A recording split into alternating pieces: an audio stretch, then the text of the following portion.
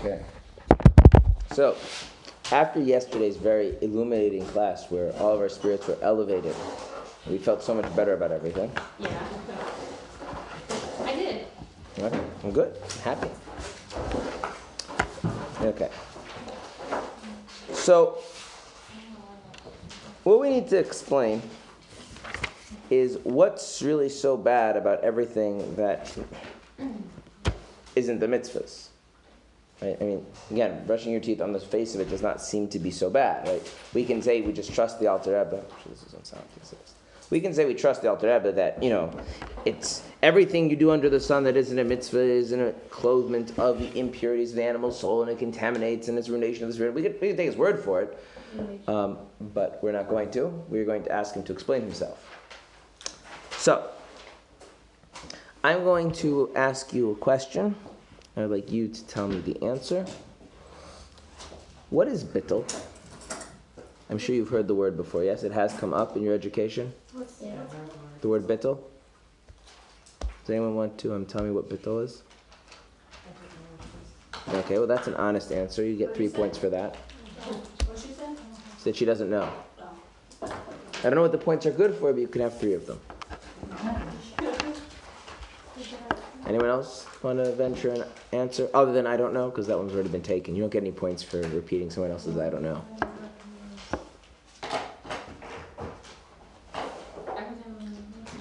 What?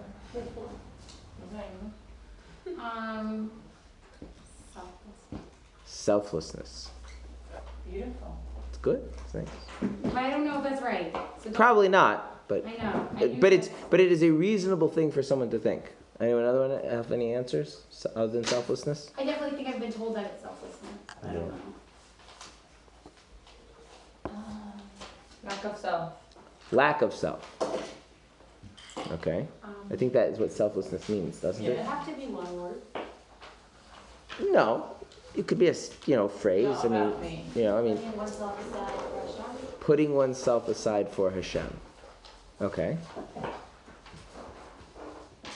That would definitely not be the same as selflessness, right? Because selflessness doesn't necessarily apply to Hashem. Okay, anyone else want to venture? Nope. No. Self-nullification. Self-nullification. Is that the same thing? Okay. Would that be the same thing? Maybe. That's what I'm asking you. I know, but I'm not the right person to ask. I'm sure. Okay. Thank you all. 3 points for your honesty. Okay, so what we're going to do is we're going to read the next paragraph. Okay? So it starts from so 2. Yes? Until the end of the paragraph. And I would like you to pay attention and look inside and read along. So I want you to actually try and understand what is being said here. And hopefully, the end result of this is we will have some understanding of 2 things. A, what is bittul? And then, based on that, we will also be able to understand what's so wrong in the sense of chassidus about brushing one's teeth. Not that you shouldn't brush your teeth, that's not what I'm saying, but why brushing one's teeth or doing any other activity invites impurity into our lives. So too. I have a little triangle here. Or in my book. Do you have a book? No. Why is it every time I ask people to have books and they don't have books? Can I go make photocopies? You can go make photocopies.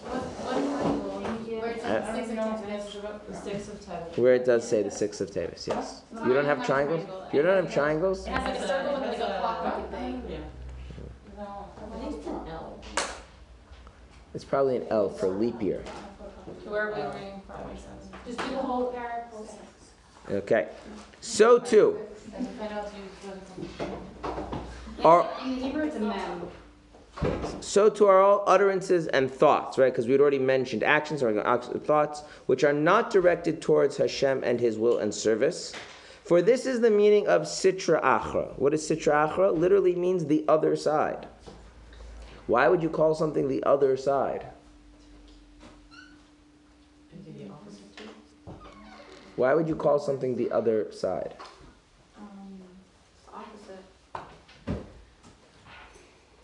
That's right. You don't want to say what it's called? You don't want to say what it's called, or you're only thinking of it in terms of that it's opposite the thing that you're interested in, right? Like you're not dignifying it with its own thing, right? It's as the you can divide the entire world into two categories: potatoes and everything that's not a potato, right? Which is a useful distinction in what case? In what situation is that a useful distinction to make about if you need to make mashed potatoes, right? You want to know, is it a potato or is it not a potato? That's all you care about, right? It doesn't matter what it is if it's not a potato because what you're interested in making is mashed potatoes, right? So when this thing is called sitra achra, the other side, that means all we know about it is it's not the thing that we are interested in, right? Okay. What is sitra achra? Not the side of holiness, right? So all of reality can be split into two things: things which are holy and things that aren't. Okay. Which would be under Tachas Hashemesh, right? I mean, under the sun. Yes, that's actually an important. I'm very happy you mentioned that. So there's actually a discussion whether Shlomo Melech was a heretic. Why? Well, because he said things like "Ein Chodesh Tachas Hashemesh," "Hevel Haval Makol Hevel." Everything we do is vain. It's all pointless. What's the point of toiling under the sun? It accomplishes nothing. It doesn't really sound like encouraging the idea that we have a mission in this world and we can accomplish things through our observance of Torah mitzvahs, right? Mm-hmm. So there are a few different things that the sages concluded that he was not a heretic. But one of the things the Zohar says is that when Shlomo Melech says that what's the point of anything a person does under the sun, the Zohar makes a distinction between what is under the sun versus what is above the sun. And above the sun, i.e., that which is Torah and mitzvahs, the side of holiness, versus under the sun, which is everything else. So that's the implication of everything under the sun. Doesn't mean everything in existence, means everything that is not Torah and mitzvahs. Okay. Now, so if we want to understand what's so bad about everything else, we need to understand what holiness is, right? Because the problem with everything else is that it's not holiness. Okay, so what's holiness?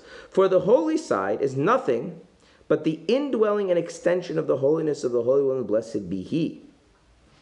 We will stop at that point. So what makes something holy?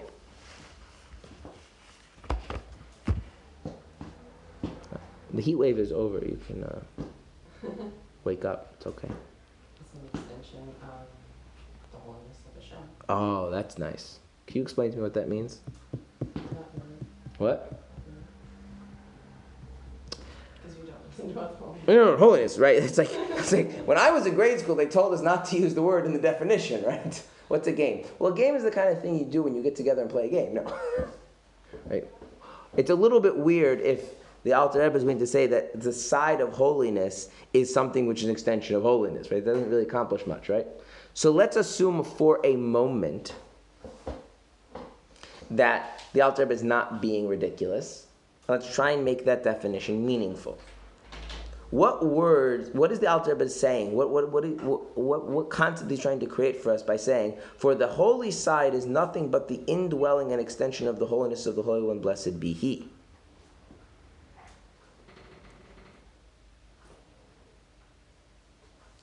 Is he defining the concept of holiness? No. No, right? Because if he was defining the concept of holiness, you shouldn't say holiness is where holiness resides. Well, that's kind of silly, right? What is he defining? What is he explaining? The purpose of the holiness? No. What do you think he's explaining?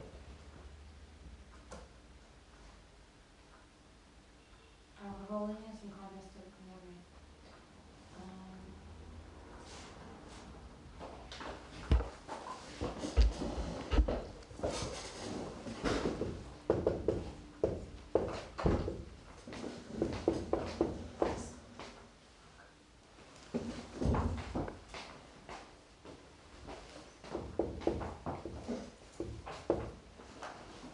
On the other side? Okay. Side of holiness, right? What is the side of holiness? Anything that's an extension Of the... of the blessing. Okay, so is the word holiness being defined here? No. No. side, right? This is the thing Yaakov wants us to understand. What does it mean that something is on the side of holiness? What does it mean that something is on the side of holiness? Is that it is? In line with it and the same as it? Is that there's an extension of Hashem's holiness in that thing. Right? Right. Okay. And makes sense. We'll get to that. Okay, so I here have an eraser because that's just the first object I picked at random, okay? Now, the eraser is not God. Are we good with that? It is not Hashem. It is not the Holy One, blessed be He, right? There is a difference between the eraser and Hashem. And the difference is that the eraser is holy. The eraser is not holy, has no holiness, and Hashem is holy. Good? Okay. On the other hand, these are tzitzis. Okay? The tzitzis, are they God? No. No, they are not God. However, can I distinguish the tzitzis from Hashem the same way I distinguish the eraser from Hashem? No, why not? Because tzitzis are part of the side of holiness. And what does the side of holiness mean? It means it's an extension and indwelling of His holiness. So just as Hashem is holy, so too the tzitzis are holy, which is not true about the marker. Now, with the eraser. Now, at the end of the day, the tzitzis are not Hashem, right? Okay. So let's use a physical analogy. Fire is intrinsically hot, yes? Yes. There's no such thing as a cold fire? Extrinsically. No. It's not extrinsically hot. Why? The outside is hot. That's not what extrinsic means, though. What does that mean by intrinsic? Intrinsic means that it is in and of itself. Extrinsic means that it is that way because of influence from beyond itself. Right? So, for instance, the water, right, is intrinsically colorless. If you see water that has a color to it, you know that someone added some dye to it, right? Mm-hmm. Okay. Fire is intrinsically hot, right? There's no such thing as cold fire. Mm-hmm. Water, is water intrinsically hot? No. No. If you put a pot of water on the stove, will the water become hot? Yeah. Yes. So, if I were to ask, an elementary school class, and I would say, can you just tell me the difference between fire and water? They would look at me like, what? And I say, for instance, describe, fire is hot and water is, and I'll say cold, right? Because it kind of is, right? You stick your finger in the water, it's kind of cold, right? And you wouldn't want to stick your finger in the fire because it's hot, right? So the difference between fire and water is that fire is hot and water is cold. Except that's not really true because you can do what to the water? Make it. You can make it hot. So saying the difference that one is hot and the other isn't is not really true because water could be hot. Right? Correct. So what differentiates fire from water is something much more fundamental than whether it's hot or not. Right? Okay.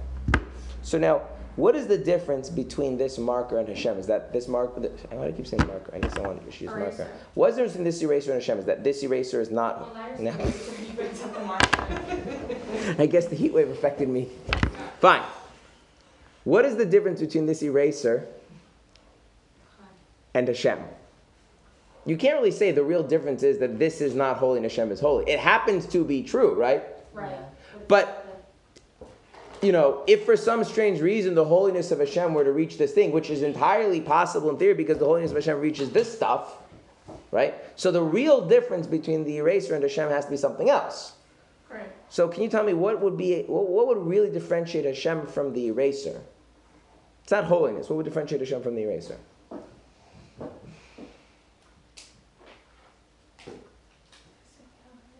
Oh, okay. The eraser is physical and Hashem is not physical. Okay. We could go a little bit more, right? Because I could say, well, what about something like... Tzitzis is physical. Well, tzitzis are physical, but the tzitzis aren't Hashem either, right? But there's other things that are not physical and are not Hashem. Malachim. So what actually differentiates Hashem from things that are not Hashem? But they're not Hashem.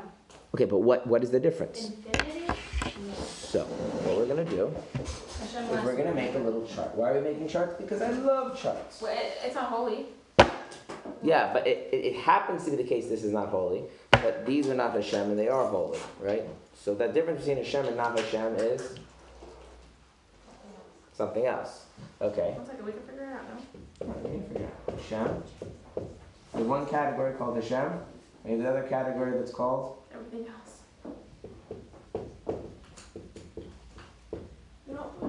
Not Hashem. Good? And by the way, we're going to have a category that's called holy, And we're going to have a category that's called? Not holy. Not holy. Is not holy the same as unholy? For our purposes, yes, because it all comes in two flavors. There's either holy or... Not holy. Okay, good? Yeah. So, What do you mean for our purposes? Like where we are at? that's what the Alter said, is that the side of... everything else is called the other side because it's not holy, right? So, we're not distinguishing unholy and not holy. It's all the same thing. Okay. Now, should we try and explain this chart a little bit? There's Hashem, there's things that are not Hashem. There's things that are holy, there's things that are not holy, right? That's it. All of reality can divide it into these four categories, right? Okay, except, is there a not holy version of Hashem? No. Because that's kind of ridiculous, right? So we put a big not applicable over there, right? There's no such thing as not holy Hashem, right? Okay. So Hashem is obviously holy. This is really, sorry, a stupid question, but Klipa is not. I didn't, but I don't want to hear any words about Klipa. I want to keep it focused just on this.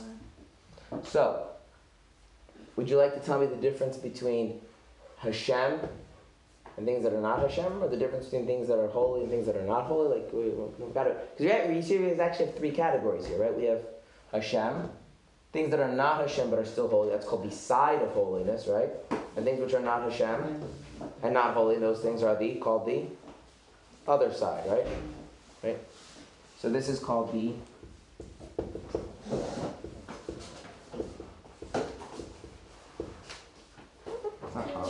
Could that one that you're doing right now be for Hashem? What does the text say? Why do we have to guess when we can just look at what the Alter Rebbe says, or the translator of the Alter Rebbe? What makes something which is be on the side of holiness? What does it say?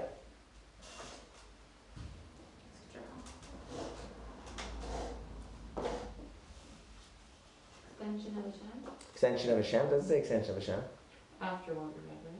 What? Is it after what we read? Yeah. An indwelling and extension of The holiness. the holiness of Hashem, right? That's what we said before. We didn't. Oh. But that's the side of holiness. Is Hashem's holiness the extension and indwelling of Hashem's holiness? No. Okay. See, this is too abstract. We'll make it simple, and then we'll go back to the abstraction. Okay. Yeah. All right. I'm going to replace all of my... Good. I should have done it this way, taken off all the board. I apologize. Does this marker work? Yes, it does. Okay. You can divide the entire world into two categories. Fire and... what's the other category? No. Everything that's not fire. Very good. Sorry. This is easy, right? If you can divide the whole world into two categories, then one is just not the other, right? Right. Okay. You can also divide the whole world into two categories. The things that are hot And everything that's not hot. and things that are not hot. Good? Yeah. Now, is there such thing as not hot fire? No. No, so that's really not an applicable thing. There's no such thing. Good. Okay. So now, for argument's sake, we are going to be really simplistic, okay? In reality, this chart does not work, but we're going to pretend it does, okay? Now, what's the difference between fire being hot and things which are not fire being hot? But one's fire and one is... Okay, but what's the difference in how they're hot? One is naturally hot, Mhm. and one is probably using source of using fire to be. Right. Right. So one... Okay, so one...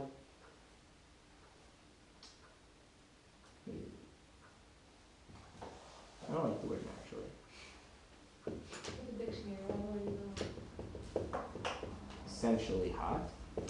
And things which are not fire and they're hot, they are, these things are what? Not. They're heated. Yeah? Mm-hmm. And here, the things that are not fire, there's just no heat. Right? You see the three, you see how we did this? Yes. Fire versus not fire.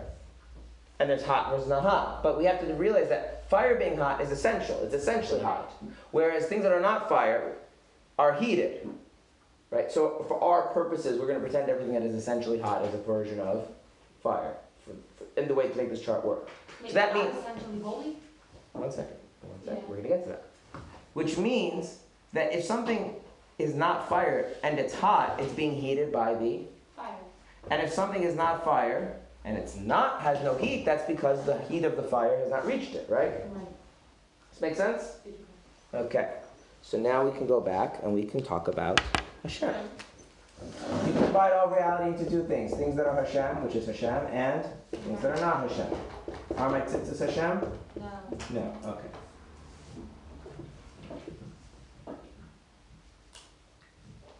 And you can also say that there are things that are holy and things that are not holy. Is there such a thing as a non-holy Hashem? Obviously not. It's not applicable. Right? So what is the difference between Hashem, who is holy, and the, quote, side of holiness? Hashem is essentially holy, and the side of holiness is made holy. Okay.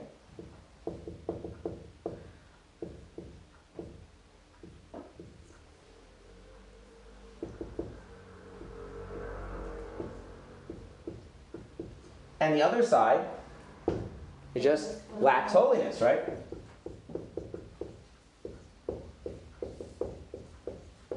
Good? See the parallel? Yeah. Okay. So now, was the Alter Rebbe trying to explain what holiness is here? No, he's trying to explain that everything that's not Hashem can be divided into two categories. Those which receive, those which are an extension and indwelling of His holiness, meaning they are made holy somehow, and those things which are no, right now, I don't actually, the made holy is a little bit misleading, as we're going to see later on. So, I'm going to change it to receives holiness.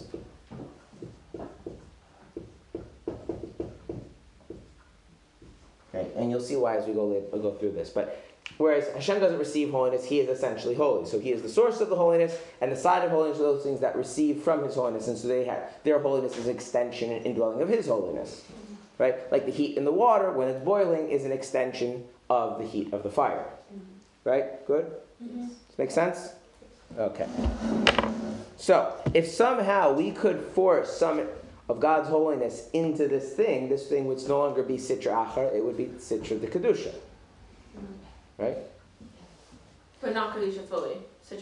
It's Sitra de Kedusha, right? Sitra de Kedusha is the side of holiness, meaning that which receives holiness. It would never become Hashem because Hashem doesn't receive holiness. Hashem is essentially holy. Now we should stop and ask ourselves, what does holiness mean? Right? Because, I can analogize it to heat, right? But it's not heat, right? So what is holiness? Anyone want to venture a guess as to what is holiness? And don't say it's set aside for Hashem, because that's a little ridiculous if you say that Hashem is holy. You say that what?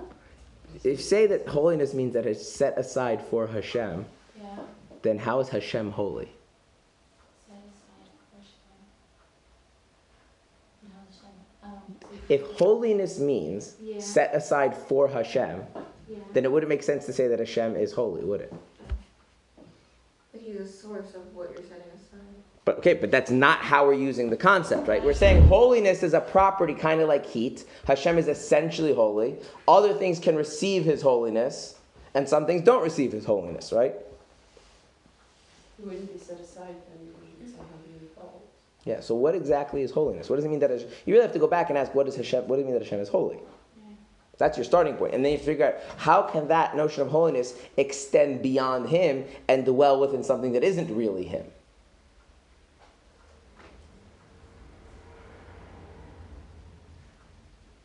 Anyone know what holiness is? What? What did you say? I would say it has to be something of Hashem. Alright. Like, Yeah, so I'm saying if Hashem is essentially holy. it's an adjective to describe. It's an adjective that describes Hashem. godliness. Okay, but what is it?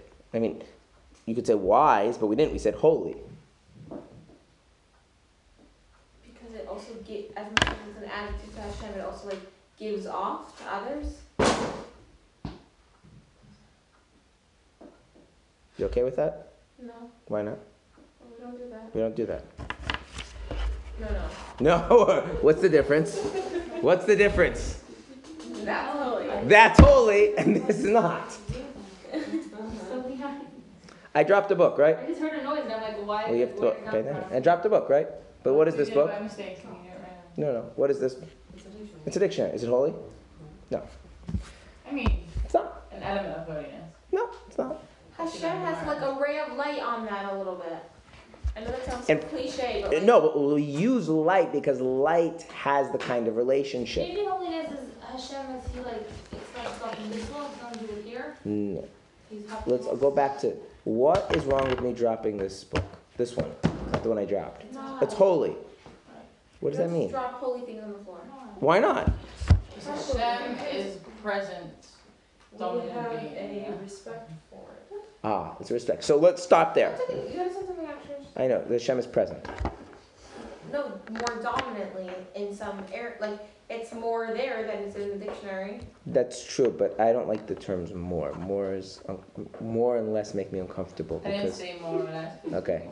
You said more. You said that she said more dominant. Right. Yeah, many times I've- No, because like you say, it's more. Like then it's all very fuzzy. It's like Right. give clear. It's a good clear definition. I know, but concepts should be clear. Never. Maybe you should make language. What? No, There is a language. there's a language. No, the more you study something, you start appreciating how that language is used to get the No, concept. it's amazing when you break apart the word. It's also just really fascinating how you do that. Okay, now, when something is holy, it commands a certain respect. And I want to point out that that respect is not really proportional to the thing's function or role, right? There's nothing wrong with putting a book on a floor, right? I mean, sometimes that's just a convenient thing to do. Also, generally speaking, like when you're done with a book, you don't need to kiss it, right? It's not your grandmother. So, what's with the not putting it on the floor? The not putting on the floor you actually can do. Kissing, fine, but I'm saying you're not. But they stem from the same thing, which is that you're showing it as kind of a respect and a kind of adoration that is not in any way commensurate with what it actually is, which is a collection of ideas to be read and studied and understood, right? Right, what it represents. No, what it is. So, Shabbos is holy. What does that mean? Hashem sanctified. Fine, sanctifying is just a verb to say to make something holy. What does it mean that Shabbos is a holy day? Hashem made it holy. It's a mitzvah. It's a mitzvah. Everything's only holy because Hashem made it holy. Sorry, I'm joking.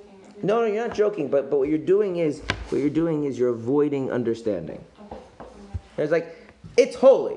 I'm not asking you whether or not I'm allowed to do something. What does it mean that it's holy? I'll say no, my point was that I'm saying the same, meaning it's not going to be the same way Shabbos is holy is going to be the same way your Sefer is holy. No, it's not the same No, way. it's not? It's not the same way. It's similar. We're using the same word, but it's not the same way. I mean, for instance, going back to hot, can things be hotter Yeah. and less hot? Right? But you don't like the word more. I don't like the word more or less to get at a concept, but if a concept can come in degrees, it's important to realize that, right? For instance, did you know that Yeah. that tzitzis, like if they're no longer valid, Yeah. there's nothing wrong with throwing them away, halachically? But if your mezuzah or tefillin straps are no halachically valid, you can't just, but tzitzis you can. What's that Hashem doing? Do you know why? Because the second that one string is wrong, it's like nothing. Because it's not as holy as tefillin. Did you know that you're not allowed to, like, tefillin, there's the head tefillin and the arm tefillin? So, what are you allowed to take the strap out of the arm tefillin and put it on the head tefillin? Why not? Because the head one is more holy. You are actually. You're allowed to take the head strap. Yeah. It's the other way you're not allowed to do it. Oh, You're not allowed to take the head tefillin strap and put it on the arm tefillin because the head tefillin is, Holier. which is also the reason why we put on the arm tefillin first, because there's a rule, Ma'ila B'Kodesh, you ascend in holiness. So, holiness isn't, like, there's a thing, it commands respect, adoration, it doesn't all equal measure, like, what is this? Shabbos is a holy day, yeah? Is Yom Tov holy? I know you told Yes. us not to use the word set aside, but it's actually smart. Is Yom Tov holy? Yes. As holy as Shabbos? Holier. No. No. Prove it.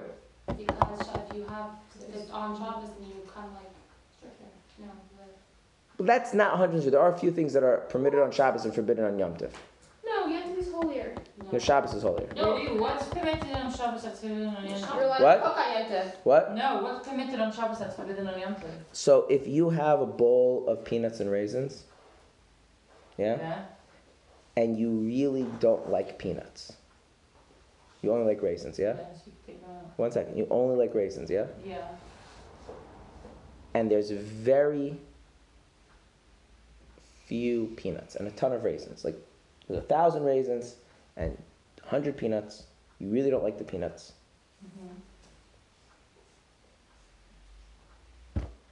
How do you eat that on Shabbos? Just eat the raisins. Just eat the raisins. How do you eat that on Yom Tov?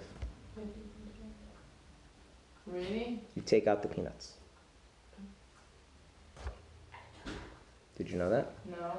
Because Why? because on Yom Tov, the rules of Beir are based on what takes more effort. Because Beir itself, separating is not forbidden on Yom Tov, but tircha, effort and burden, is forbidden. So there's Shabbos. on Yom Tov. No. On Shabbos, separating is forbidden. On not because of tircha, because it's considered malacha. It's creative. So you're allowed to take the good, but not the bad. On Yom Tov, Beir is mutter, but tircha is asr. So you have to take out the thing that's less effort. Different rules. There's a few things. There are things that are muksa on Yom Tov that are not Shabbos. Tircha is asar on Shabbos? No. Shabbos is supposed to be a piece? No. Why? What? Why? Logically that would make more sense. I'm not going to go through the whole sugi right now, but there are a few things. There are a few things that are forbidden. Now, how do you know that Shabbos is holier than Yom Tov? There's a few ways you can tell. It is. No, there's a few ways you can tell. Oh, it overrides it? What? It like, if there's Shabbos and Yom Tov together, the Shabbos Melachos override it? No.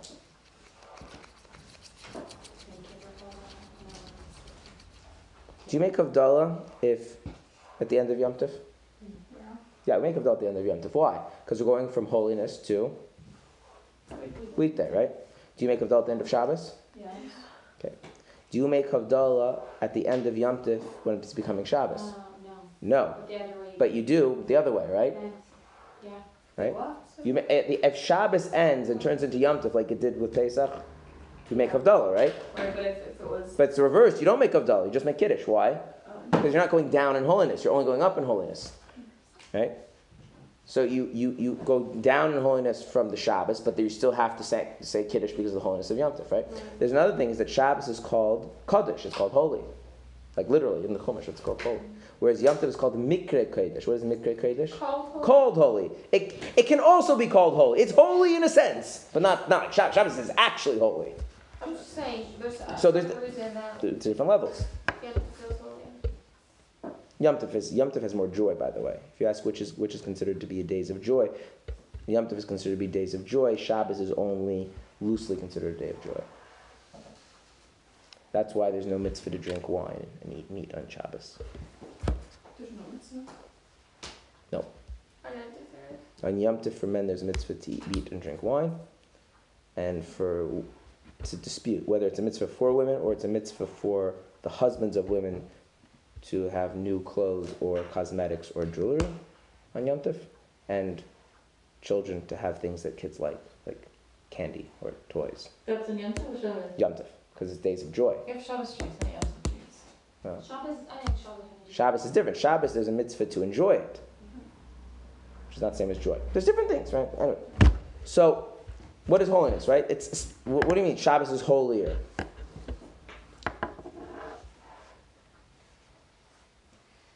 It's really frustrating that we're not getting it. You know why you're not getting it? Is it just not thinking? Because that's what holiness is. Ungettable? That's right. I'm gonna get it. That's what holiness is, right? When the angels say about Hashem, Kadosh, Kadosh, Kadosh, what does that mean? No matter how hard you try, you can't get him because he's beyond. The idea of Kadosh is beyond. Okay? So for instance, now I'll go back to like Yom Tov. Yom Tov is not as holy as Shabbos. That's purely from the fact, okay, that it's not that there are things that are forbidden on Shabbos that are permitted on Yom Tov, like technically. Because again, you could find one or two exceptions where it's reversed. The real thing is that Yom Tov is you're only not allowed to do what's called Melechas Avayda. You know what Melechas Avayda means? Melechas Avayda means Melacha is like the creative labors of Shabbos, but Avayda, those that are involved in work. Whereas on Shabbos, you're not allowed to do Melacha, regardless of whether it's considered work. Now, what does that mean? Is cooking the same thing as plowing a field? No, No, why not? because cooking is not as hard work. It's for, Cooking is part of living, yeah, like that. right? Now, so there are malachas that are part of living, and there are malachas that are right. Now, there's some interesting debates about this, exactly where you draw the lines, am I getting into all these things? So, in Shabbos, you are more removed. We are supposed to be beyond worldly concerns much more than on Yom Tov. What is the holiest day of the year? Anyone know? Holiest day of the year? Yom Kippur. Why? Shabbos of Shabbat. What? What does that? What does it mean? The holiest of holies. So, how removed do we have to be from everything? As maximally removed as the That Torah is requires, right? Yeah. Right? So, not only are you allowed to do malacha, right? You're also not allowed to partake of the world, right? No eating, right? Etc. Etc. Etc. Good? Yeah. Okay. Are Kohanim holier than regular Jews? Yeah, prove it. They have less, they're allowed to do less. That's right. They're forbidden from doing more. Right. They're not allowed to engage dead bodies. Right? They're not allowed to marry certain women. That's because they are holier. And they're not allowed to serve either if they have certain Blemishes. yeah, Right. that's what The Kohen Gadol is holier still. How do we know? He have more. In other words, the idea of holiness is that when you reach for it, you can't get it. Wait, how did that just explain? Like you can't do things that makes you saying, oh yes, you cannot do it. Yeah, but how does a Kohen not doing work show that? Because he has How to does a remove Kohen? them. Not getting tummy with the dead body show that the holier it is, the more you can reach it, the more holy. Because what the Kohen has is not is if you're like what the Kohen has isn't part and parcel of regular life. People live, people die. What the Kohen is supposed to have is supposed to there's something beyond that. There's something beyond death, something beyond dealing with that. And in the case of the Kohen Gadol, it's so much so that he's not allowed to go to any funeral Right. ever. Right? Not like the regular Kohen for certain close relatives he can. Right? So the idea, right? And when the Kohen Gadol is in mourning, the people mourn on his behalf. It's a whole thing that there's a transcendence, there's a beyondness, there's an unknowable otherness to something. Yeah? The idea is that there's something about this which is deep and profound and demands my respect and adoration, and it's not something you can easily put into words. Now, there's an interesting debate in Jewish thought whether holiness is a function of the mind or is actually in the thing, right? There's a view to say that we just relate to things as holy, but there's no difference in this book and this book. But in Chassidus and Kabbalah, we say no, the actual thing is holy. So holiness, what makes holiness very, very difficult is that holiness is that there's something that whatever way you want to deal with it, it really goes beyond that. It transcends that. It doesn't fit into that. So for instance, when the angels say that Hashem is holy, holy, holy, Yeah. what are they saying? Like, you try to relate to Hashem this way and you discover He's beyond that. You try to relate to Hashem this way, you discover He's even beyond that. You try to relate to Hashem even in a deeper way, you discover They don't know.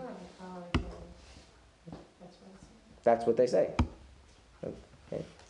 So there's this beyondness, this transcendence, this being alone in a way that nobody really knows what it truly is, but it's true of Hashem. Holiness is fundamentally mysterious. There's a reason. Sometimes the reason why we have a hard time with the word is because the word is trying to indicate that there's something that we don't get. That's what holiness means, right? Why is he called HaKadosh Baruch Hu? The Holy One, blessed be He. So there's a very famous machlokas, very famous dispute between the Rambam and the Maharal of Prague. The Rambam said that Hashem can be viewed as the knower, the knowledge, and the known, which we discussed at some previous point, right? Mm-hmm. And the Maharal, in one of his works, he criticizes this idea very, very harshly. And he says, and it's very, very, it's a very often quoted line by people who've seen it in Chassidus, that the Maharal says, our sages did not call him Haseichel Baruch Hu, the intellect, blessed be He. They called him The Holy One. the Holy One. And right, why did they call him the Holy One? Tell me what God is. Holy. Is he physical? No. Is he a spirit? No. Is he an idea? No. Is he a concept? No. Is he logic? No. So what is he? Holy. That's right, he's holy. I don't know. He's whatever beyond that. He's not that. Okay? So I would be funny if I were asking you, so do you know how you get what holiness is? Right, you can never. Right? So what does it mean to be a holy nation? Connected to holiness. Or beyond. That's getting deeper, but yeah, it means beyond. It means like what are the normal things of a nation? Normal things of a nation, right? You know, your nation needs to survive. You need to fight wars. You need to do politics, right? And you need to have some sort of like integrity about your geography and stuff like. And what does it mean that we're holy? What makes us a nation exactly? Something beyond all that. Something kind of ethereal and intangible that's really beyond all that, and not subject to all of that. What? What about other nations? They're not really holy. We're the only holy Other nation. nation? What? Other They're nations. It's so amazing. Okay. That we're holy. So Hashem is holy, like truly, right? What does it mean that something is the side of holiness? Is that thing has a indwelling and extension of Hashem's holiness. And this, you can think of the analogy of like the fire is hot, or you can think of the analogy of the sun being bright. The sun is bright. We can do the same thing, right? Right? The sun is bright. And there are other things, right? And when the sun's light shines on something, that thing also becomes radiant, right? Okay?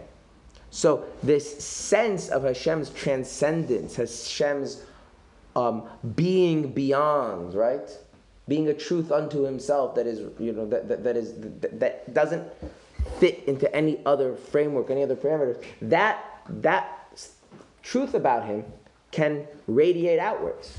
And when something is receptive to that, right, and that truth dwells within that, inhabits that thing, then that thing is considered to be holy. And then to the way in which that thing contains the holiness dictates how it should be treated, right? Which is why you don't throw a sefer on the floor, but you could throw a book on the floor. Okay. Why we stand up when the Aron Kodesh is opened and the Sefer Torah is taken out? Because it's holy. Right? But do you stand up when like someone takes a Gemara off a shelf? Why? It's not as holy, right? Right? So in a kind of way you can kind of think about it, you can think about like the soul is alive. You can do the same thing, right? The soul is alive. You can do alive and not alive.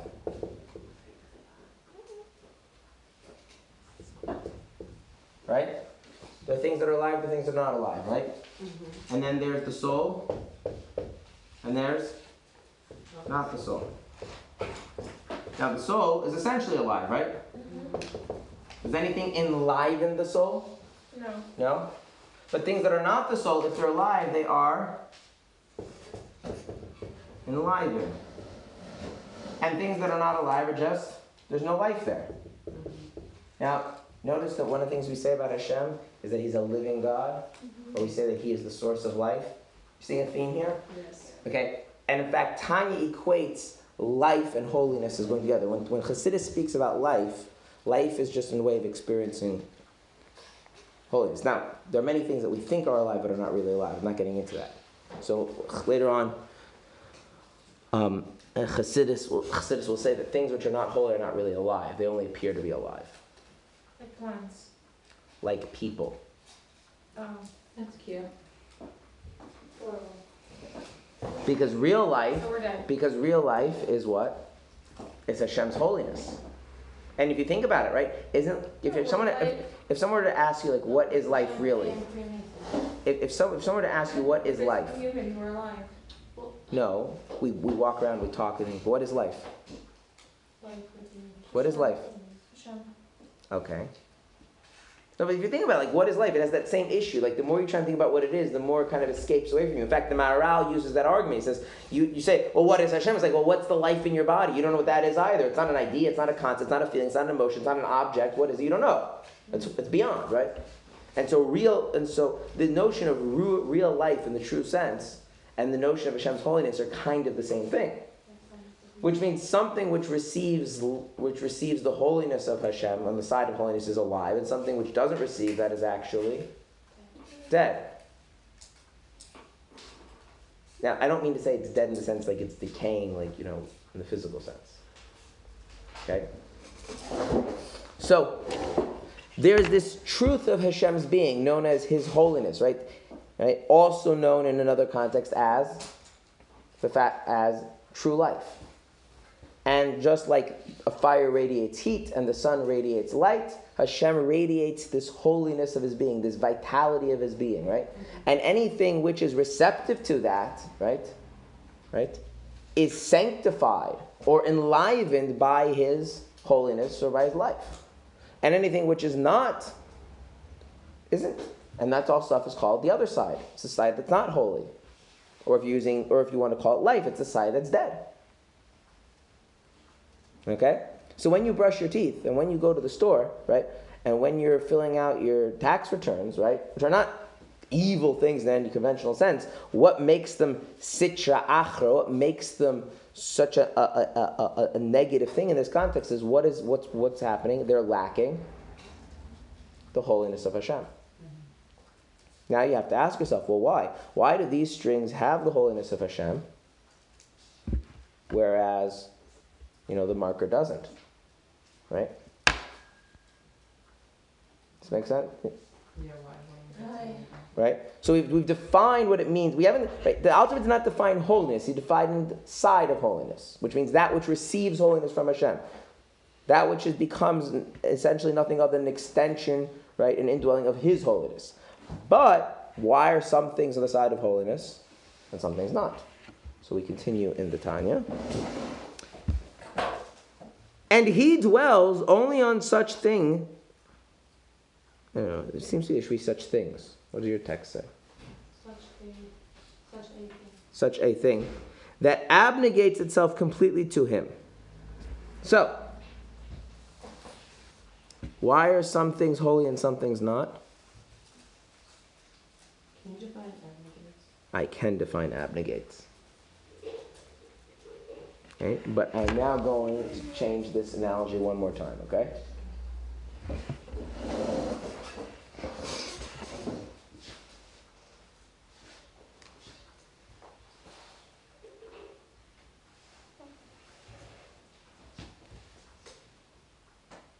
Actually, I'm not going to make it complicated. Just leave it. We'll just do this one.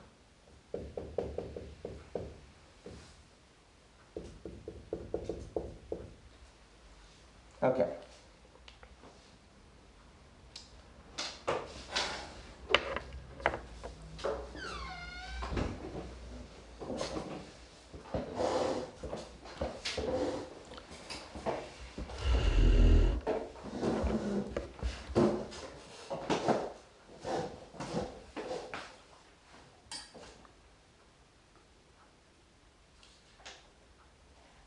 The Hebrew for abnegate, if you look in the text, is bittul.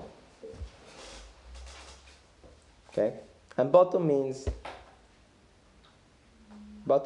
it is nullified, negated, abnegated, made as not. Those are all basically the same idea. Right? In Hebrew, if you mevatel something, what are you doing? Well, I'm giving it out. You're negating it. Okay? So, for instance, right? The Knesset passes a law, and the law is now no longer in effect. What must have happened? It was clearly negated. It was negated, right? It was nullified, right? Right? Okay? So, bittul means to make as not. Now, the problem here is the word not means different things in different contexts, right? And in fact, even here the Alter Rebbe is going to differentiate two different kinds of being bittul, two different kinds of being abnegated. Okay? Which I don't imagine we'll get to today. We might. We'll see. Okay. So, the way I like to teach this idea is a little bit a roundabout, but I think it helps make it a little bit clearer. Okay? Are we teaching what bittul? Yeah, we're going to teach what bittul means. Bittul. Yeah, we're going to teach bittul. So what we know is that something needs to be bittul to Hashem. It needs to be made as not in reference to Hashem. Right? That's what those mean. Right? So you can say it has to be nullified to Hashem, it has to be made as not before Hashem, it has to abnegate itself before Hashem. You can even say other words, right? Like surrender or whatever, right?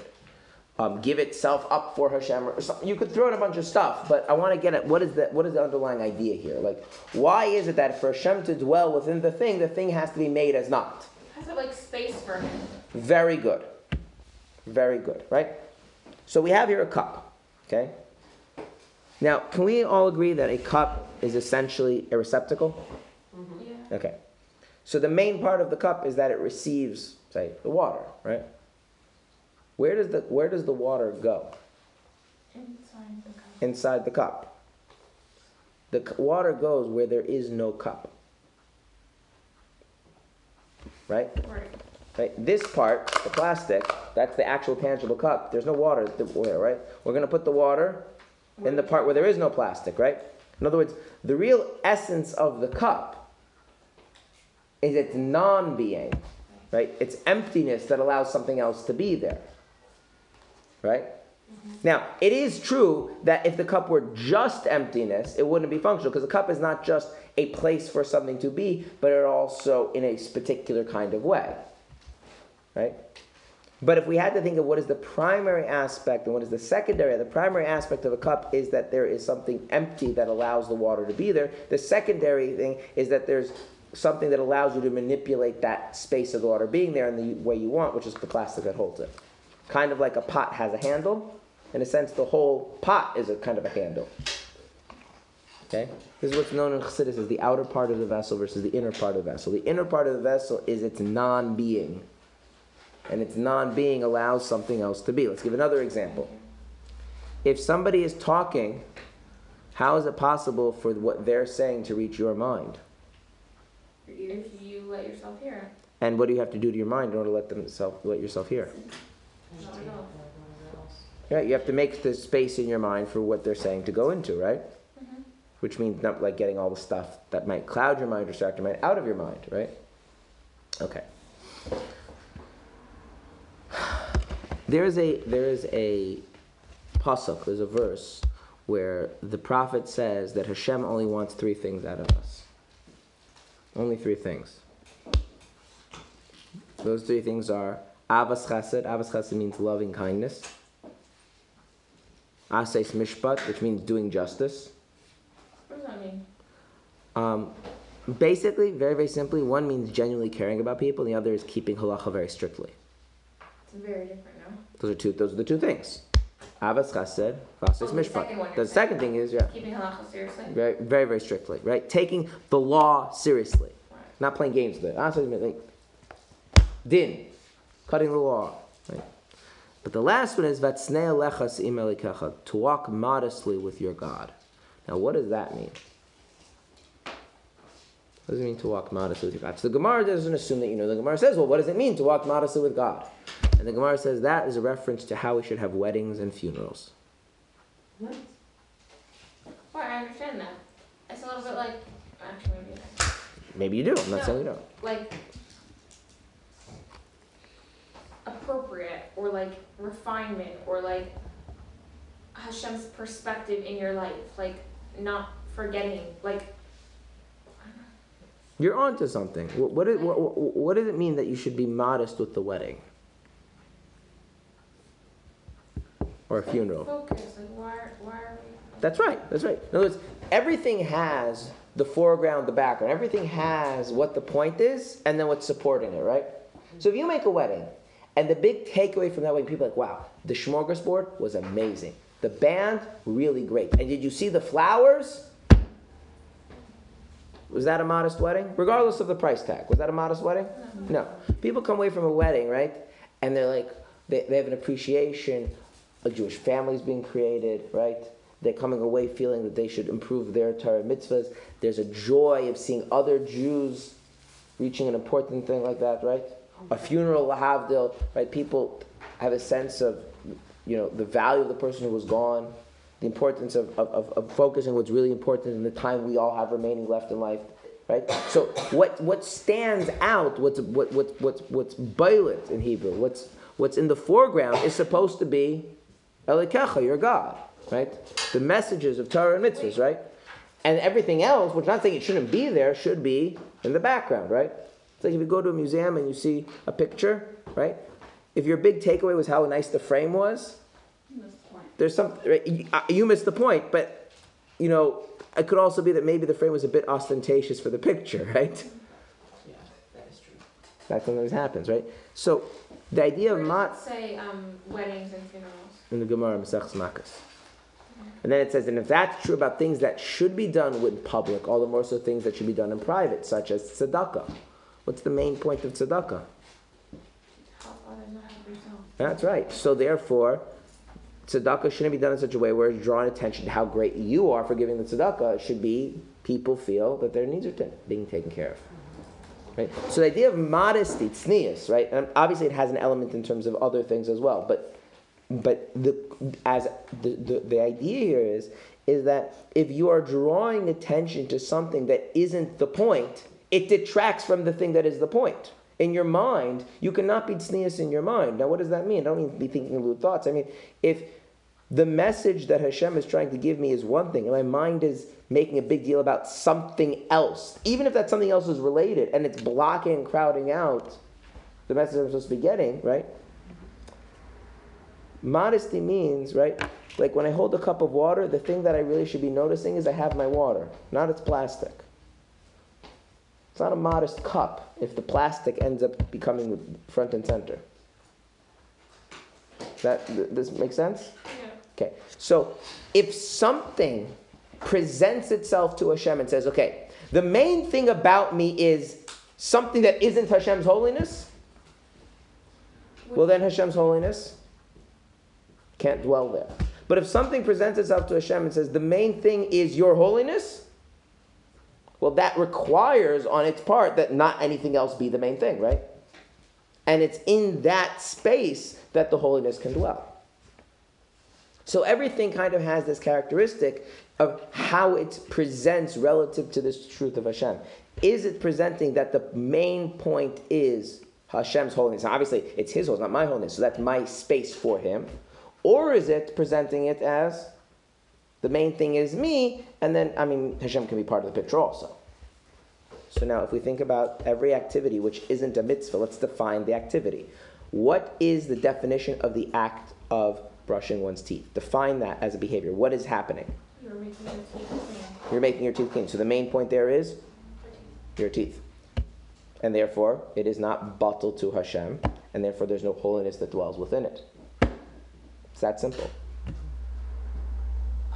And the thing is, we'll learn later about whether intent can change that. But if we talk about just the action per se, it's not about Hashem. Now, on the other hand, anything that's a mitzvah, by definition, that action is bittul to Hashem, by definition, because it is the thing. That's what that action is, right? Yes. With this concept, I feel like we're putting tznius and bittul on a very They are. similar scale. They are. So bittul and ego don't anymore seem opposite. Or maybe we could say ego is not tznius. Alright. Yeah. You want to know someone who's really not tznius? Someone who's egotistic? Yeah. Someone walks in and says, I want to teach you a class that I thought about this amazing idea that I really think you're going to like. And if you like it, please let me know because I want your feedback about the thing that I'm going to teach you. It's not a tznius person. Nothing to do with what this way we use tznius in terms of lewdness. But it's not like, where is their mind? It's like there's no room in their mind for anything godly, much less not even another person, much less anything godly, right? Right? It was one of the questions that Bachram in the yeshiva sometimes asked me is that like if modesty means not standing out, then if you dress like a Bavacher and you walk down the street in a non-religious place, then you're standing out, so you're not being modest. It is, but what's the answer? What's the questioner missing? You're attracting attention. You are attracting attention. But not in a negative attention. Attention to what? Oh, attention. No. Modesty doesn't mean there shouldn't be drawing attention. Attention to what? Are you drawing attention to Shmerel Beryl's style? Or people you walk down the street in the middle of, I don't know, like Kansas City, right? And you're dressed like a chassid, right? Everybody looks and thinks, oh, Hasidic Jew. That's what they think. So you're drawing attention to, That's a big part of it. yeah, which is fine. Like, what's the problem with that, right? Right. The problem is drawing attention, right? You're drawing attention to something which represents Torah, mitzvahs, and God. So what's the problem, right?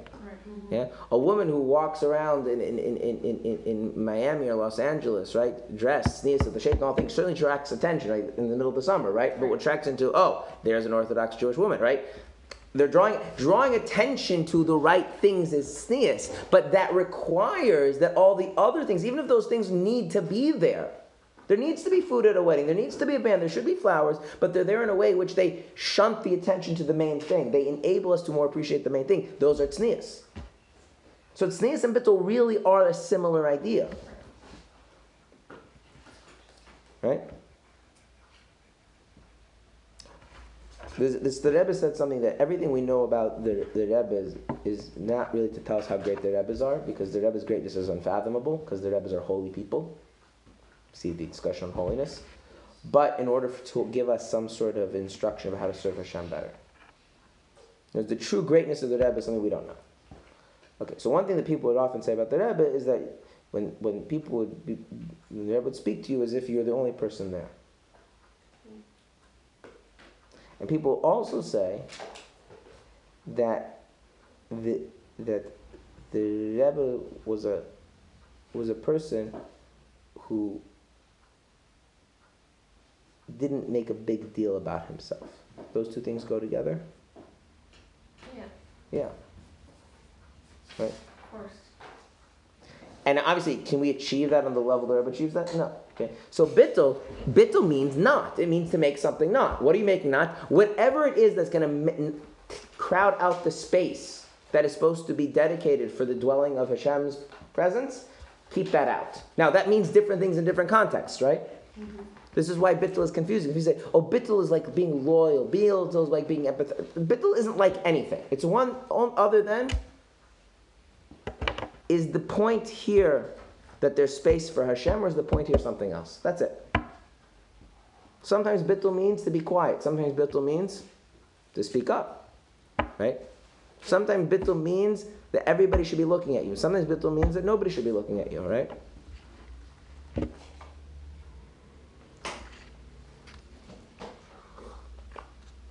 So now, if we think about all of the things that we do, right, is it become fairly clear that you can't say those actions, those behaviors are defined by that notion of making space for Hashem's holiness to dwell there? That doesn't define the behavior? No. And if it doesn't define the behavior, it's devoid of His holiness. And if it's devoid of His holiness is life, so then that is a place of death. And how do you hang around a bunch of dead, decaying bodies? It's kind of gross, right? So the degree to which we would be sensitive to holiness, how would it feel to be around all that kind of stuff? Rather unpleasant, yes? Yeah. Okay. Good? Questions? Okay. So now. I think it's hard. Oh yeah, for sure it's hard. Okay. On the other hand, equally so, there are some things that are holy regardless of why you do it, right? We're not talking about a tent at all, right? If you light a Shabbos candle, that's a holy act, right? You said a bracha, that's a holy act. The food eating, is that holy? No. Right? What we're doing now, at least with my mouth and your ears and our minds, are all holy. Right? Okay. Now,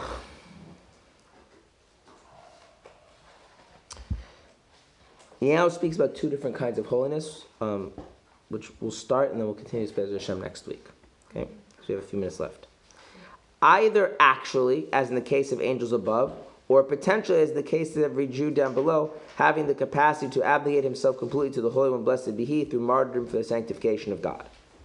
So he speaks that there's two kinds of bittul here. He calls it bittul in actuality and bittul in potential. Or in Hebrew, if you like, there's bittul b'payil or bittul b'kayach.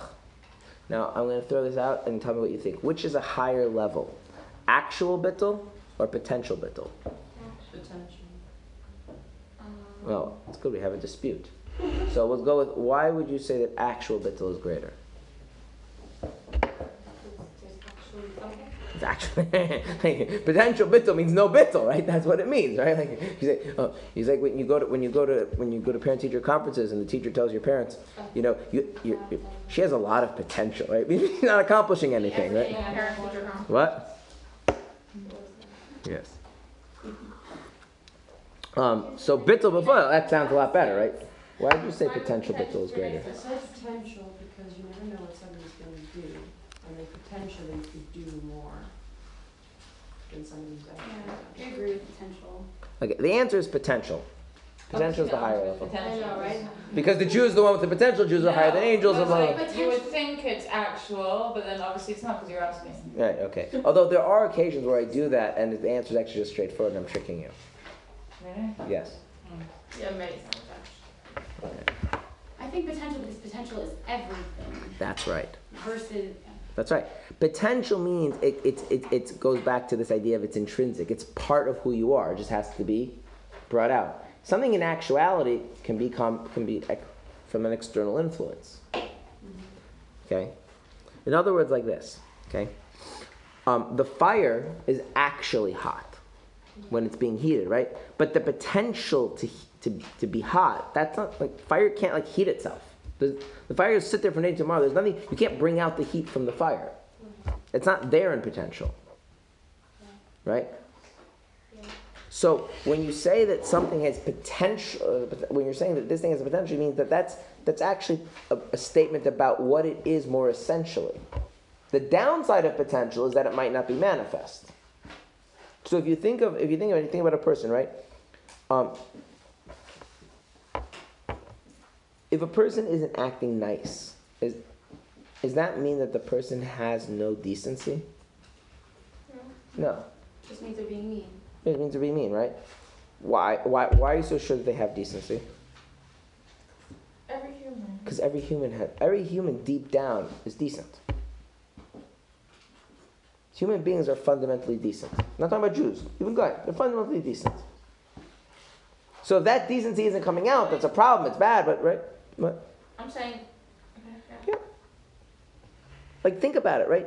If some random person A asks random person B how to get somewhere, what does random person B tell random person A? How to get there, right? People are generally decent unless something. Now it could be somebody has like gone through a lot of things and they've really like built up the whole thing of not being a nasty person or whatever, right? But fundamentally, there's a level of decency that's just intrinsic to every person, right? Which is why if you see somebody who's like never decent ever, you start to feel like they're like not really human. Like they're like, what's wrong with them? Okay. So if you say something is potential, what you're saying is that is part and parcel of who you are. On the other hand, the downside is it might be locked inside.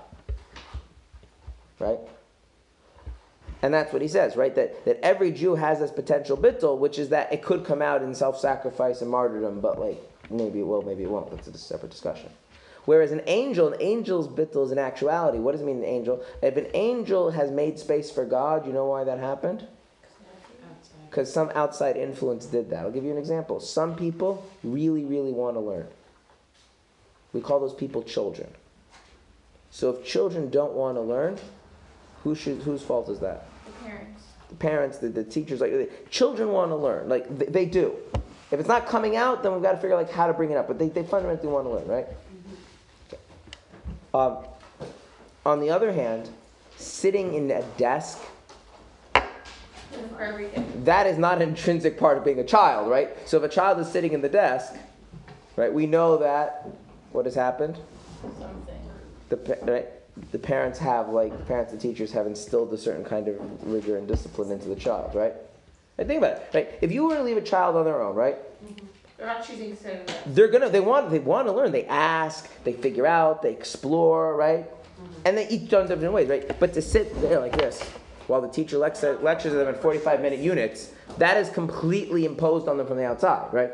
So when an angel has made space for Hashem in its being, that's because something came to the angel and kind of did this, this plastic. It kind of punched the hole in the plastic, and now there's space. But don't we have that as Jews sometimes too? In as much as we have animal souls. I'm saying a lot of, even without the animals, I'm saying a lot of us sometimes will be, the bittul that we're expressing or whatever we're doing is coming from an exterior force. Or does that? No, in as much as you have a godly soul, it's not really coming from an exterior It can force. never be from an external force?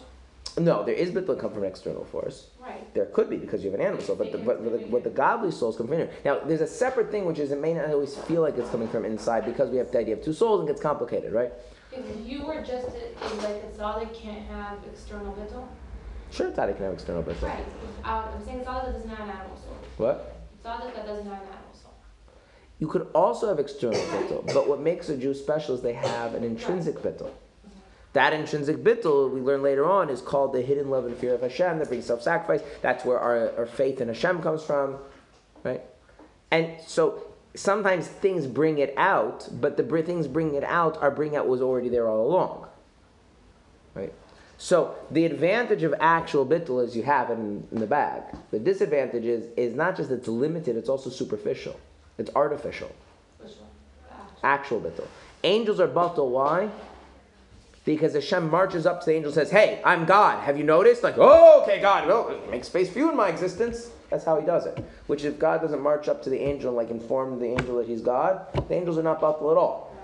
Which is why as the angels go lower and lower in levels, they become less and less. They become less and less bittul and they become less and less holy. As opposed to your soul, even if it comes into a body with an animal soul, even when it's doing an aveira, does it stop being bittul to Hashem? No, because its bittul is intrinsic to what it is. The downside is that bittul may or may not ever be manifest.